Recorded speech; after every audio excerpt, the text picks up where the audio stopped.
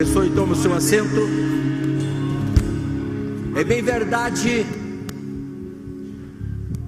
que por mais que queiramos nos conhecer ou conhecer a nossa potencialidade, por mais que queiramos conhecer a nossa capacidade, por mais que corramos atrás daquilo que é preciso fazer, daquilo que é necessário realizar, sempre iremos pensar que não foi estipulado a mim, deixado para mim fazer, realizar, representar. Nós, na verdade, desconhecemos o nosso valor, o nosso real valor como salvos, como igrejas que somos. E hoje eu quero dizer para todos nós, dentro da palavra de Deus, aquilo que somos, aquilo que representamos, aquilo que Deus quer que sejamos. Esse texto de Efésios 3, principalmente o versículo 10, nos deixa bem claro para que agora, pela igreja, a multiforme sabedoria de Deus seja conhecida dos principados, potestades e potestades nos céus. Nós estamos aqui na terra para fazermos a diferença. Somos a diferença nesta terra.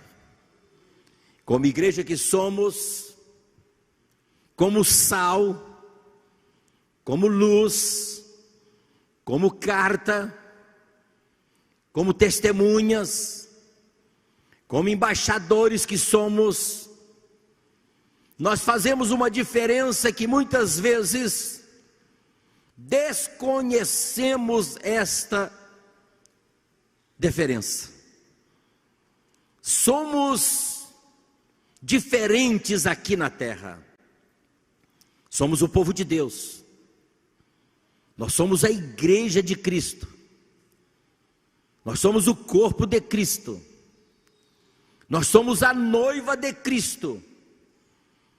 E muitas vezes nós esquecemos disto, passa despercebido do nosso real valor, da nossa representatividade aqui na terra. Veja que em Efésios 1:22 diz assim: e pôs todas as coisas debaixo dos seus pés, ou debaixo dos pés, para ser o cabeça sobre todas as coisas, o deu à igreja. O deu à igreja. Olha o versículo 23, o qual é o seu corpo, a plenitude daquele que tudo enche em todas as coisas. O seu corpo, a igreja, salva e reunida, é complementado dele, ou é um complemento dele, que é a cabeça. Você é o corpo, eu sou o corpo, a igreja é o corpo, Jesus é a cabeça. Você precisa saber disto. Você tem um valor incalculável. Você tem um valor para essa terra. Nós estamos aqui para fazer a diferença. E eu até quero te dizer que, por mais que a igreja seja perseguida, por mais que a igreja seja ignorada, E por mais que queira tirar a força da igreja, não irão conseguir, porque a cabeça é Jesus. Nós somos simplesmente o corpo. Nós somos o corpo de Cristo. A igreja, no original, é eclésia, que significa, primeiro, um grupo de pessoas convocadas como em uma assembleia de cidadãos reunidos. É isto que nós estamos fazendo aqui hoje, reunidos em uma assembleia, para termos comunhão com Cristo, comunhão uns com os outros. O que a Bíblia disse? Se andarmos na luz como Ele na luz está, nós temos comunhão uns com os outros, e o sangue de Jesus Cristo, seu Filho, nos purifica de todo o pecado.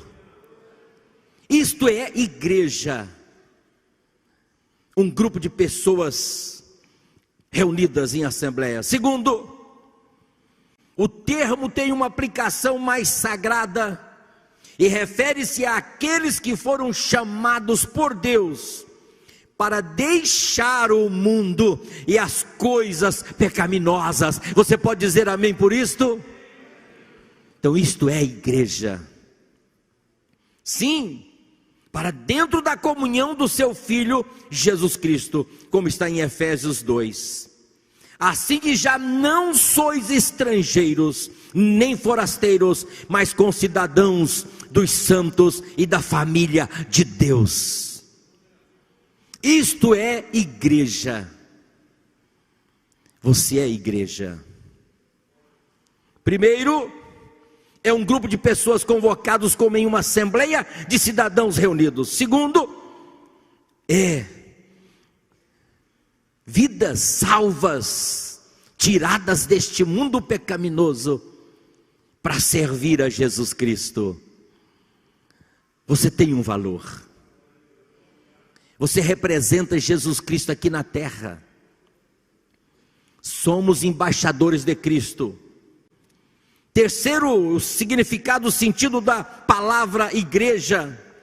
No sentido mais geral, a palavra serve para denotar a totalidade do corpo, no mundo inteiro, daqueles que professam Cristo e se organizam para cultuar a Deus, claro, sobre a direção de oficiais, de pastores, vocacionados, chamados, separados, consagrados, para orientar esta igreja. Veja o que diz 1 Coríntios 10:32: portai-vos de modo que não deis escândalos, nem aos judeus, nem aos gregos, nem à igreja de Deus. Temos que nos portar de forma que não deis escândalos. Isto é ser igreja. Ser a diferença, fazer a diferença, ser um exemplo dos fiéis, um exemplo para os demais. O versículo continua, 33: assim como também eu procuro em tudo ser agradável a todos, não buscando o meu próprio interesse, mas o de muitos, para que sejam salvos, para que possam salvar. Aleluias. Veja 1 Coríntios 12:28: e a uns pôs na igreja, primeiramente apóstolos, em segundo lugar profetas, em terceiro lugar doutores, depois milagres, depois dons de curar, socorros, governos, variedade de línguas. Continua a Bíblia dizendo: querendo o aperfeiçoamento dos santos para a obra do ministério, para a edificação do corpo de Cristo. Temos uma responsabilidade com o corpo de Cristo, que é a igreja de Cristo, que é a noiva de Cristo. Cabe a mim, cabe aos demais pastores, sim, cuidar da igreja, alimentar a igreja,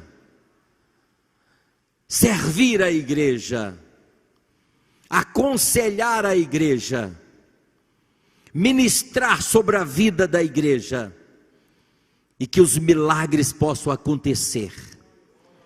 E o maior milagre que possa acontecer dentro de uma igreja, por meio de uma igreja, através de uma igreja, é a salvação de almas. É a salvação de almas. Se você é uma testemunha, se você é um referencial, se você é uma carta escrita e lida por todos, com certeza, vidas estão sendo evangelizadas, vidas estão sendo salvas, porque você está realmente cumprindo com o seu papel como igreja de Cristo, cumprindo o grande mandamento: ide por todo o mundo e pregai a toda criatura. Esta é a nossa obrigação, pregar o evangelho. Deus planejou, meus irmãos, que a igreja funcionasse.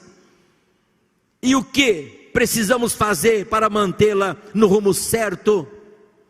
Ei, e a igreja está aqui para ficar. Enquanto não for arrebatada, ela está aqui para ficar. Porque a própria palavra diz que as portas do inferno não prevalecerão contra a igreja de Cristo. Então ela está aqui na terra para ficar. Por mais que achamos que a igreja já não tem mais a sua força, já não tem mais o seu vigor, já não tem mais a sua graça, já não tem mais a sua unidade, nós desconhecemos o poder da igreja. Quando você vê os testemunhos das igrejas invisível, das cortinas de ferro, das igrejas aonde o evangelho não pode ser pregado, da igreja onde não há paredes, você fica assustado. Nós desconhecemos o tamanho, a grandiosidade da igreja que está na China. Sim, é muito mais do que você imagina de salvos servindo a Jesus. Eu sou a igreja, você é a igreja. É bom nos reunirmos. Faz parte a reunião solene, a assembleia dos santos. Isto é bom, isso é maravilhoso. Mas vocês viram que chega um momento que temos que continuar igreja sem congregar, sem reunir.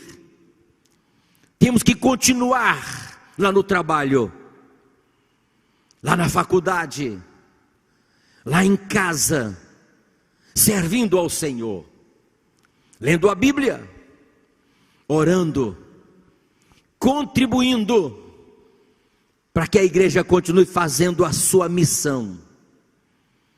Continue servindo ao Senhor como você está servindo, com fé, com temor, com disposição, com vontade. Continue servindo ao Senhor com responsabilidade. Continue testemunhando, continue pregando. A igreja ela está aqui para ficar. Mas cuidado, muito cuidado, não faça o que bem entender. Não. Danos podem ocorrer na vida da igreja, na sua vida. Você é a igreja. Não pode fazer o que bem querer. Nós temos liberdade, sim. Somos livres. Cristo nos libertou. Cristo nos libertou. Somos livres. Somos libertos. Mas nós temos que manter esta liberdade com responsabilidade. Não podemos fazer o que bem entender. Preste atenção. O fundamento do serviço, o fundamento do ministério é o caráter. É o caráter. Olha o que diz a Bíblia, Jeremias 3,15: dar-vos-ei pastores segundo o meu coração, que vos apacentem com conhecimento e com inteligência. Deus sempre levantará alguém para te ajudar, para te orientar, para te alertar, para te servir. Deus sempre irá levantar pastores para cuidar de você.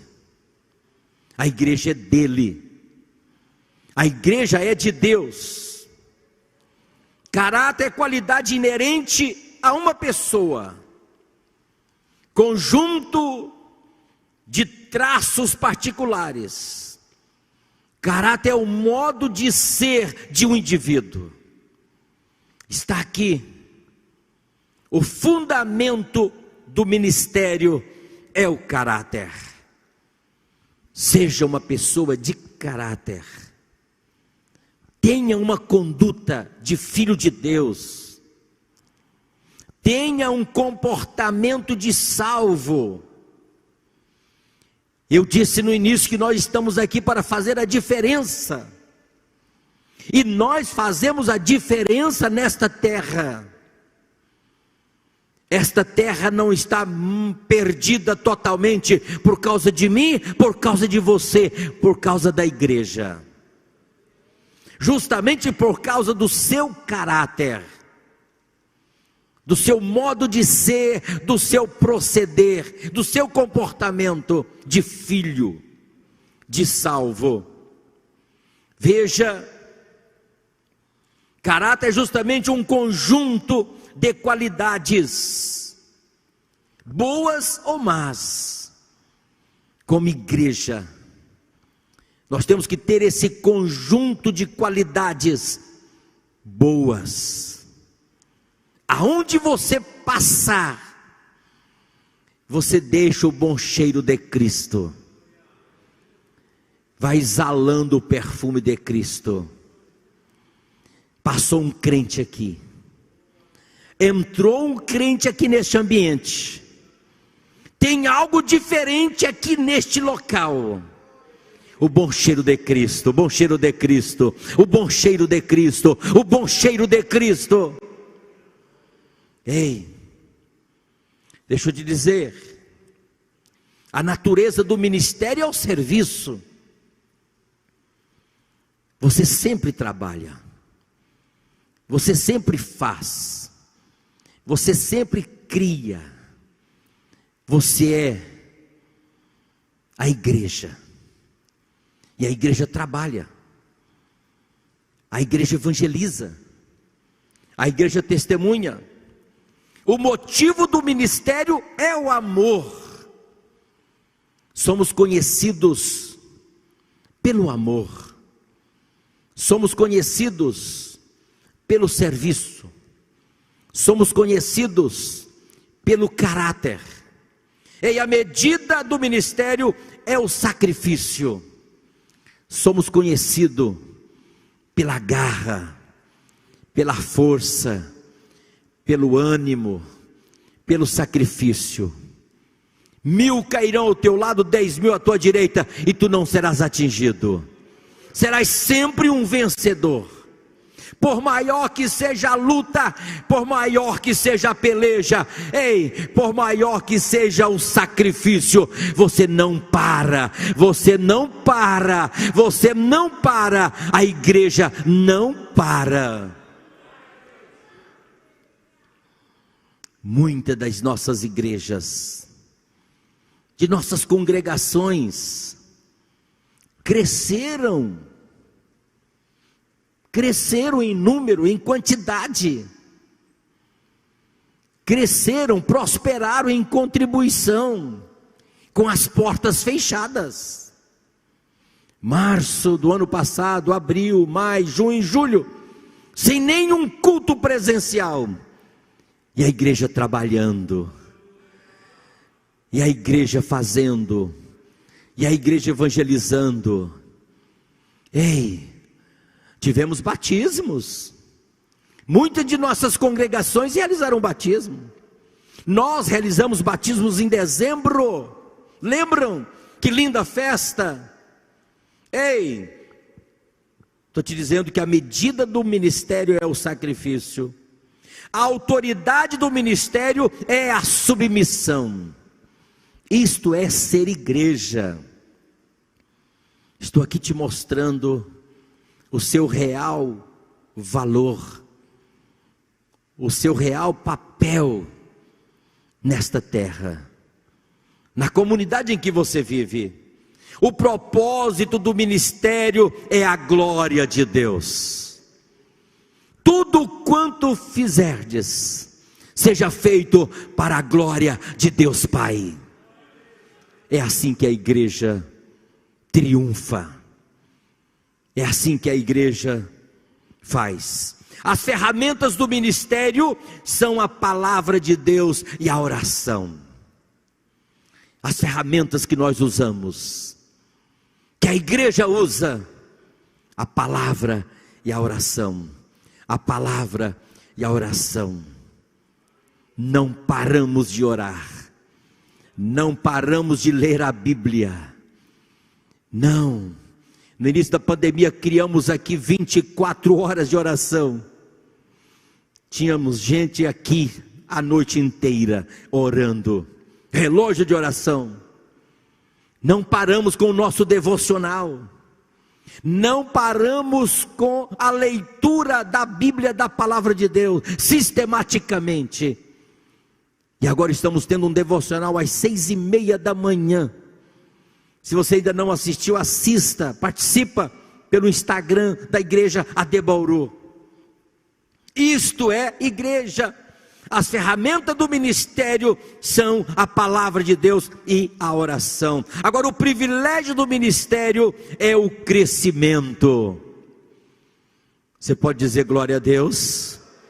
Você está crescendo em conhecimento, você está crescendo em graça, você está crescendo em experiência. Nós estamos vivendo aquilo que nunca tínhamos vivido, estamos tendo experiências que nunca ninguém teve, e você está tendo uma grande experiência nesse período. E o poder do ministério é o Espírito Santo, e o modelo do ministério é Jesus Cristo. Você pode dizer amém por isto? Então, no Novo Testamento, o Senhor Jesus foi a primeira pessoa a fazer uso da palavra igreja, e ele a aplicou ao grupo dos que se reuniram em torno dele e reconheceram-no publicamente como seu Senhor, e aceitaram os princípios que ele ensinou. Mateus 16:18. Pois também eu te digo que tu és Pedro, e sobre esta pedra edificarei a minha igreja, e as portas do inferno não prevalecerão contra ela.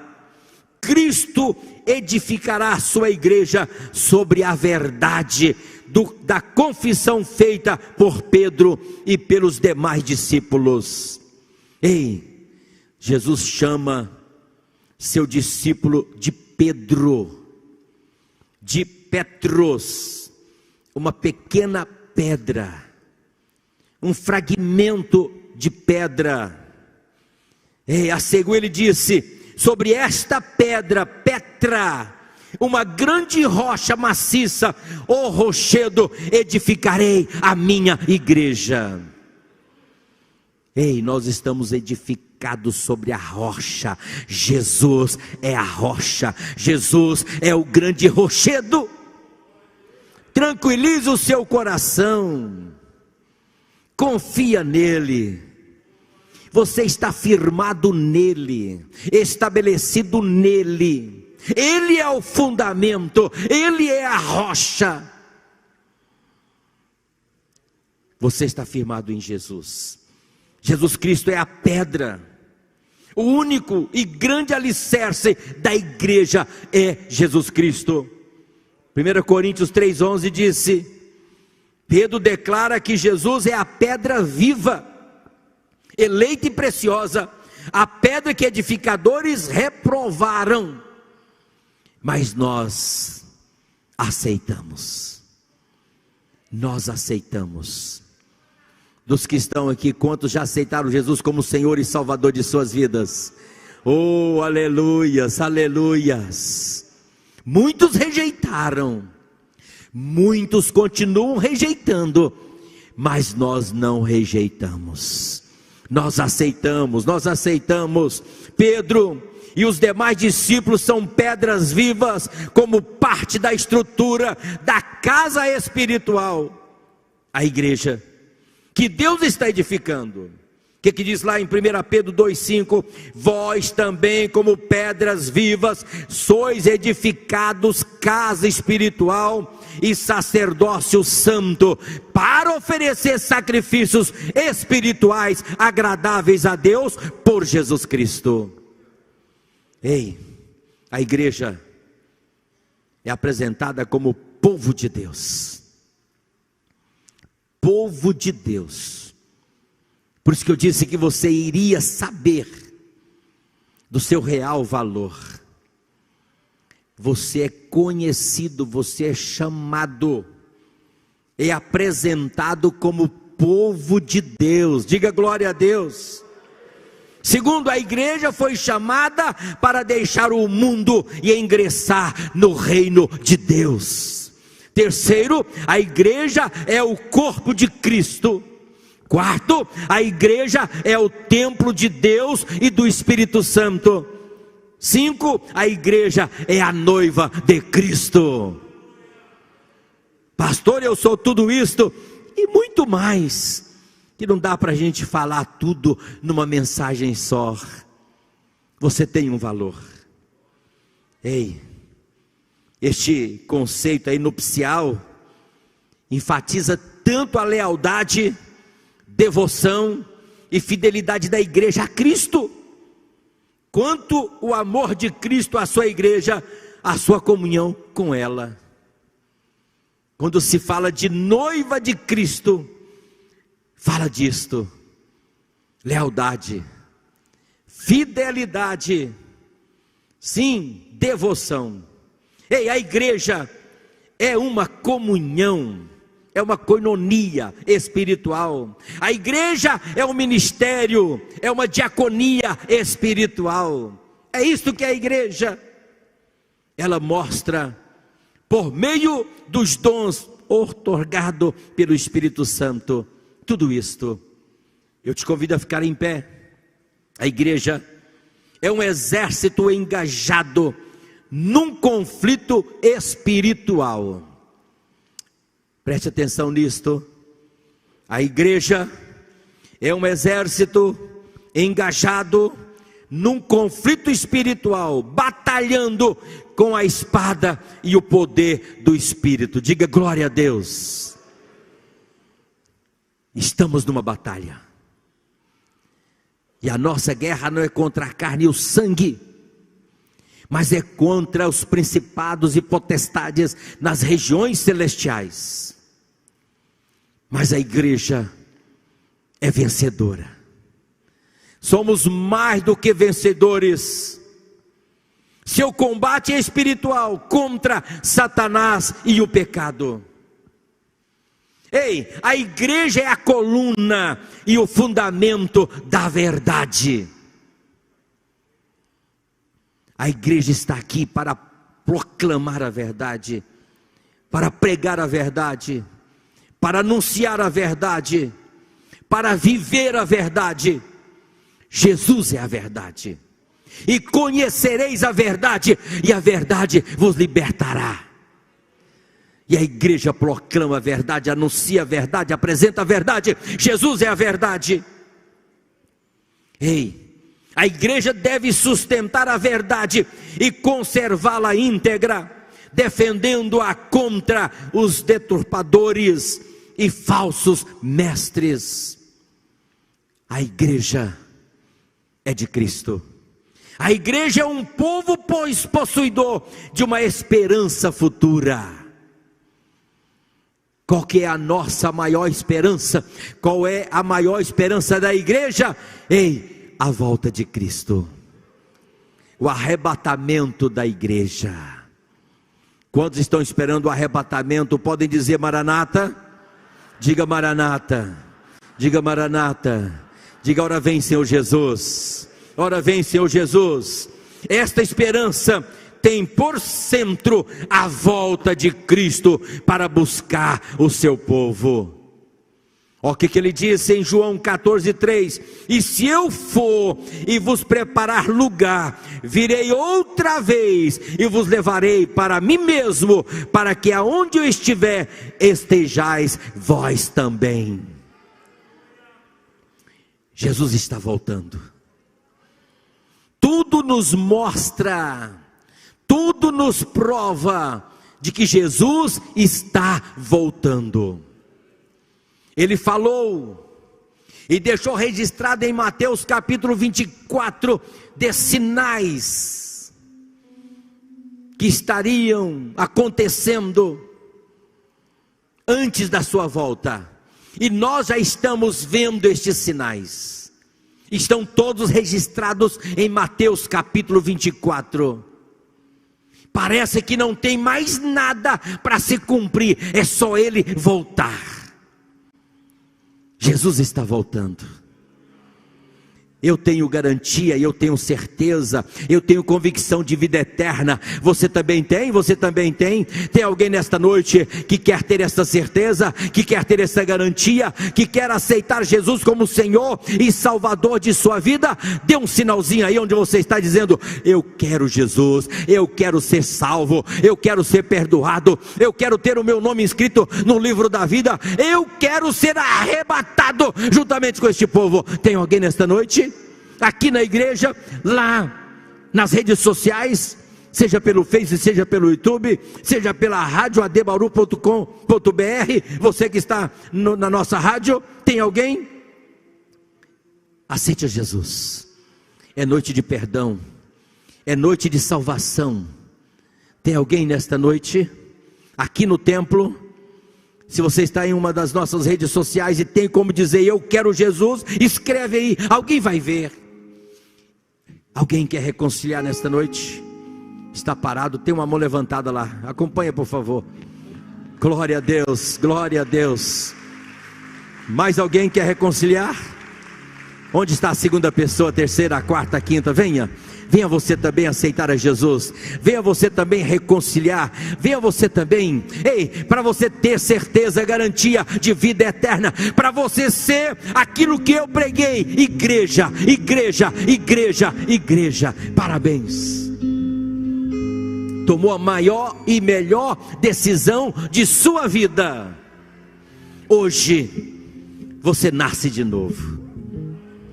Ei, mas a todos quanto o receberam, deu-lhes o poder, o direito, dos que creram no seu nome, de serem feitos filhos de Deus. Você saiu da condição de criatura, de feitura de Deus, para a condição de filho de Deus. Você saiu da condição de filho da ira, ei, para filho de Deus. Filho da desobediência, para filho de Deus. Você é um filho de Deus. Se Jesus voltar agora, você está salvo. Tem mais alguém? Onde está a segunda pessoa? Onde está a segunda pessoa? Ei, se confessarmos os nossos pecados, Ele é fiel e justo para perdoar os nossos pecados e nos purificar de toda injustiça. Está vindo a segunda pessoa, palmas. Está vindo. Onde está a terceira pessoa? Onde está a terceira pessoa? Eu estou vendo uma pessoa ali, é o Ivan? Oi, Ivan, é você, Ivan? Oh, que bom te ver, Ivan. Deus abençoe. Glória a Deus, glória a Deus. Onde está a terceira pessoa? Olha aqui, vida salva para Jesus, glória a Deus. Sai do seu lugar também, saia, seja forte. Venha fazer parte desse povo escolhido, zeloso e de boas obras. Venha fazer parte, seja a igreja de Cristo. Ei, você viu o papel da igreja? Você viu a responsabilidade da igreja? A finalidade da igreja? Seja você igreja de Cristo, corpo de Cristo. Ele é a cabeça.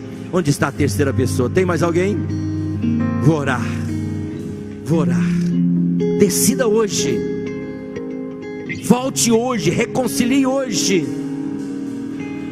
Senhor nosso Deus e Pai, nesse momento oramos e te apresentamos estas vidas que acabaram de aceitar a Jesus como Senhor e Salvador de suas vidas, de suas almas. E o que nós te pedimos agora, ó Pai, é o perdão para os pecados, é a purificação de toda a injustiça, e que o nome seja inscrito no livro da vida, e que a partir de hoje eles possam ter fé, ter esperança de vida eterna, e passa a ser igreja do Senhor, fazendo a diferença neste mundo, como sal, como luz, como carta, como ramo, como testemunha, como embaixador. Por isso oramos agradecidos no nome de Jesus. Amém.